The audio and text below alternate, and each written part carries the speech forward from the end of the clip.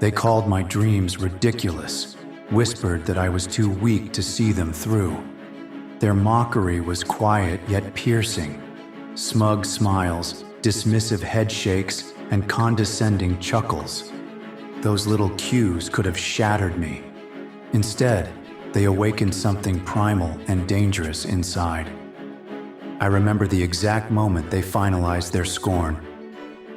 We were in a cramped, fluorescent-lit space that smelled of stale air and overheated electronics. I saw them exchanging smirks, eyes rolling whenever I tried to speak. One of them laughed outright, dismissing my ambitions as useless daydreams. My cheeks flared with heat, my pulse hammered. Part of me wanted to snap, maybe scream something back, but I refused to give them the satisfaction. I locked my jaw, let their words sear into my mind, and walked away in silence. They probably assumed I'd lick my wounds in some corner, maybe rant to a friend or drink away the humiliation. But that would have been too easy.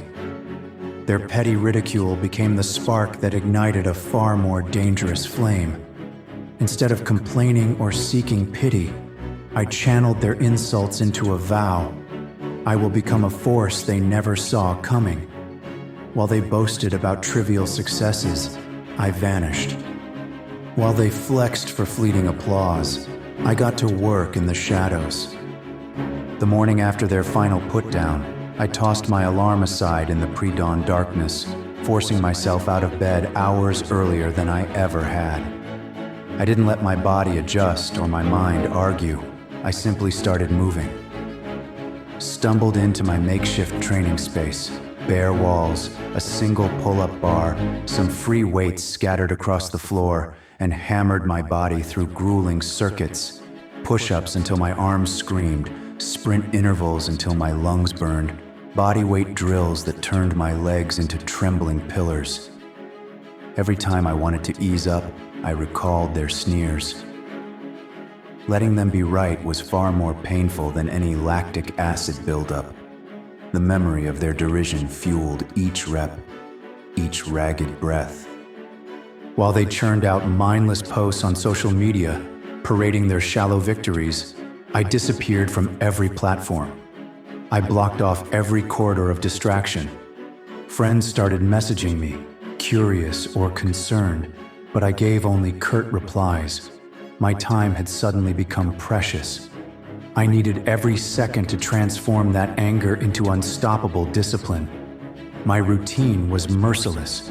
Train, recover just enough to keep going, then train some more.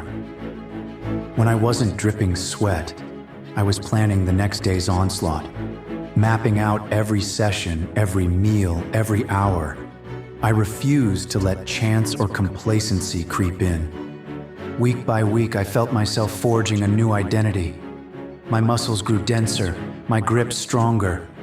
The body that once felt soft and uncertain became lean, taut, and coiled with potential energy. But more than the physical changes, I noticed a sharper focus taking hold in my mind. My thoughts were no longer scattered. They revolved around a single point. Eliminate weakness, cultivate dominance. Soreness, once a deterrent, became a welcome sign that I was still locked in combat with my old self. People who crossed paths with me claimed I looked different, harder, colder, more intense. I rarely stopped to explain. An encounter that once might have turned into idle small talk now ended with a terse nod and a swift exit. Social invitations? Declined. Casual hangouts? Irrelevant. If it didn't push me further, I cut it out. Before long, rumors swirled that I'd gone off the deep end, that obsession had replaced sanity. Let them talk. Their words were free publicity for the silent war I was waging. Time became fluid, the days blending into a relentless cycle of effort and recovery. Every sunrise found me pounding the pavement for miles, sweat pluming into the dawn air. Afternoons were for practicing combat drills, shadowboxing, strikes, takedowns, grappling maneuvers. whatever fed the beast in my chest. I started researching anything that would enhance my performance: breathing techniques, recovery hacks, mental conditioning. Late into the night, I pored over books about extreme endurance, mental toughness, and the psychology of winners. The more I learned, the more I realized how limitless we can be once we stop seeking validation and start cultivating raw, unbreakable will. Soon, I was aiming for feats that once seemed laughable. 100 straight push-ups turned into 200. Pulling my body over a bar 20 times became 30, then 40. My lungs that once gasped at a few miles now seemed hungry for double-digit runs. Every record I shattered was a step further from who I'd been, a step closer to the apex predator I aspired to be. Pain was no longer an adversary. It was my training partner, pushing me to devour new limits. The laughter of my former detractors echoed less and less in my mind, not because I forgot, but because their significance shriveled. My mission had expanded beyond silencing them. I wanted to transcend every notion of what I thought I could do. I recognized that revenge, in the conventional sense, was too small a prize. My target had become bigger. I needed domination, legacy-building results that made petty squabbles irrelevant. Months of isolation honed my senses to a razor's edge. My apartment turned into a Spartan lair: bare walls, training equipment, a cot for short stretches of sleep. Whiteboards replaced any decorative art, each scrawled with goals, breakdowns of muscle groups to target, mental focus drills, performance metrics. The minimalistic environment reflected my mindset. No fluff, no excuses, just the next goal. If an item didn't serve the mission, it was gone. My circle of friends dwindled to a few who embraced similar drives. They weren't necessarily living my exact path, but they respected the merciless nature of progress. We exchanged survival strategies: how to push through injuries without losing momentum, how to microdose rest so it fed our next onslaught. No one coddled anyone else. If you failed at something, you owned it, studied it, came back stronger. This was the steel bond of those who understand that comfort is the enemy of greatness. Despite my rampaging schedule, new opportunities emerged like fruit from a scorched earth. People on the fringes saw glimpses of my progression, stories of feats I never advertised, but that spread through hushed word of mouth. A few looked at me with awe, others with unease. Those who once mocked me began inching closer, trying to piece together how I'd flipped the narrative. But I spoke little, letting my results talk in the hush that followed. The shift wasn't about proving them wrong. It was about proving myself right, over and over again. Eventually, an event arrived that forced me to showcase what I'd become. Whether it was a grueling competition, a fierce challenge I'd designed, or a brutal test of physical prowess, I stepped onto that stage without ceremony. No selfies, no brags, just surgical precision. Every fiber of my being, every late-night push, every ignored social gathering coalesced into that performance. I didn't seek applause. As soon as it concluded, I melted back into the background. My presence spoke volumes already. That's when I saw how inconsequential their original scorn really was. My purpose had soared so high above their petty judgments that focusing on them felt like stooping. My largest adversary was now complacency, that siren call that suggests you've done enough. Each successful challenge carried the risk of contentment, and I refused to be baited. The moment I set a personal record, I searched for another mountain to climb. Each day demanded a bigger war. If people tried to congratulate me too eagerly, I brushed them aside. Let them keep their compliments. My ambition devoured that kind of empty sugar. Every muscle ache, every bruise, every ragged breath was a tangible sign that I was still forging ahead. Even when my body and mind screamed to slow down, I recognized the difference between need and weakness. Exhaustion could be real, but so could the illusions we build to stay comfortable. At some point, I realized I had no interest in revenge at all.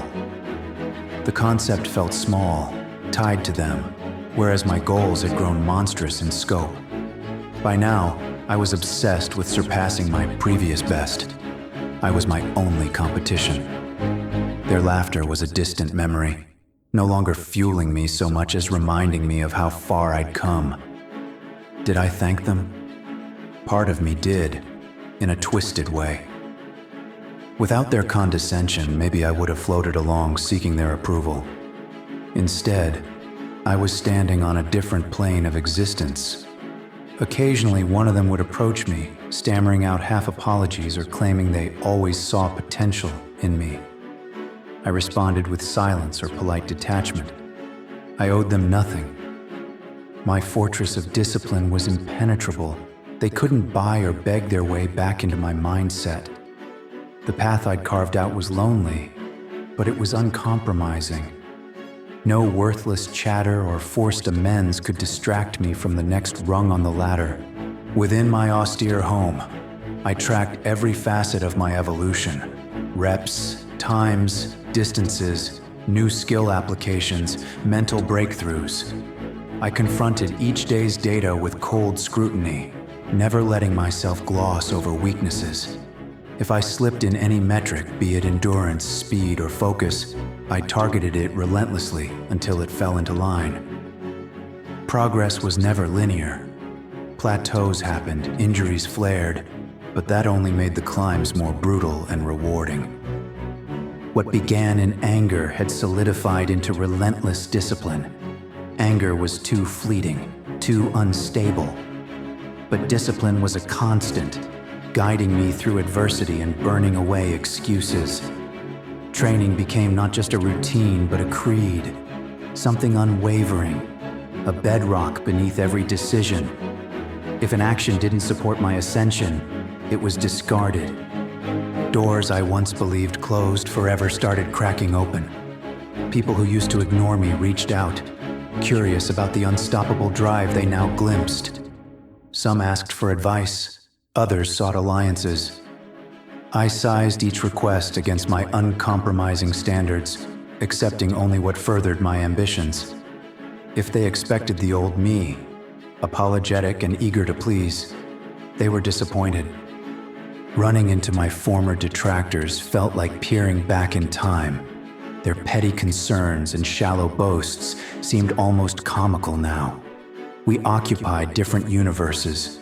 While they rehashed the same tired dramas, I was spinning forward, eyes always on the next conquest. If they tried to bait me into conversation, I offered minimal words. Engaging with them felt as pointless as pausing mid-sprint to chat about the weather. Of course, sacrifices came with the territory. Birthdays missed, relationships left behind, nights that ended not with relaxation but with an ice bath to soothe battered limbs. My fridge stocked only the lean basics, no junk, no comfort foods. This life was hard by design. It had to be. If an obstacle threatened, I met it head-on, arms swinging. There was no more coddling or searching for shortcuts. Each time I overcame something I once thought impossible, the taste of victory reminded me why I had cast everything else aside. Eventually, I reached goals that my old self would have deemed insane. Distances run, weights lifted, feats accomplished. Yet ironically, achieving them didn't feel like a grand finale. It felt like stepping stones to far greater ambitions. The deeper I dove into my capabilities, the clearer it became. There is no final summit. Every achievement unlocks a higher tier. I wanted them all. That's when their laughter truly faded into the background. I no longer needed them as a reference point. My scoreboard was internal, measuring each day against my own relentless standards. The feeling of raw power, built from thousands of hours of sweat and sacrifice, made their opinions weightless. When they spoke, It was like noise in a crowded room. I had no urge to prove anything. Oddly enough, I felt a flicker of gratitude. Their contempt had been the hammer striking the flint that lit my fuse. Without it, I might have remained comfortable, a half version of myself. Their mockery forced me to see that acceptance was worthless compared to unstoppable mastery. In that sense, their belittling words had been a twisted gift. I forged a tight circle of allies, people who understood that greatness is built on self-overcoming. We exchanged training methods, mental hacks for pushing limits, raw truths about the cost of ambition. None of us needed coddling. We thrived on blunt accountability. If you missed a milestone, you owned it, then crushed it next time. Our bond wasn't built on sentimentality, but on mutual respect for the brutal path we walked. Year after year, the transformation continued. I built a life that revolved around discipline, progression, and unwavering resolve. The petty revenge arc had disintegrated. My success was no longer about any "I told you so." It had become a quest for a legacy that dwarfed the trivial bickering of the past. Every time I smashed another barrier, I felt my spirit grow hungrier. Looking back, the person who stood in that fluorescent-lit room, hoping for acceptance, was a stranger. I owed that old self a debt, though. He endured the scorn that lit the match. Now, I existed in a realm of constant evolution. If anything, the higher the stakes, the more I thrived. Pressure felt like oxygen, fueling a desire to outwork anything and anyone, especially the timid version of me I left behind. So if they still wonder whether I'm orchestrating some dramatic payback, let them. They haven't understood a thing. My success isn't about them. My success is about becoming so formidable that their feeble criticisms evaporate in my shadow. Every day I blaze forward, forging the empire of my own potential. There's a beautiful ruthlessness in knowing I owe them no words, no confrontation, nothing. My silence is deafening, an echo of unstoppable intent. And so, for those still clinging to the notion that I'm plotting a grand revenge arc, let me make it clear. I don't need revenge. I need results. I need to outlive, outwork, and outlast every single one of them. I don't seek revenge. I work for it, and I'm just getting started. In the end, I stand alone, unchained from their ridicule, bound only to the raw hunger that propels me forward. This is my legacy in the making, and nothing, absolutely nothing, will stop me from building it.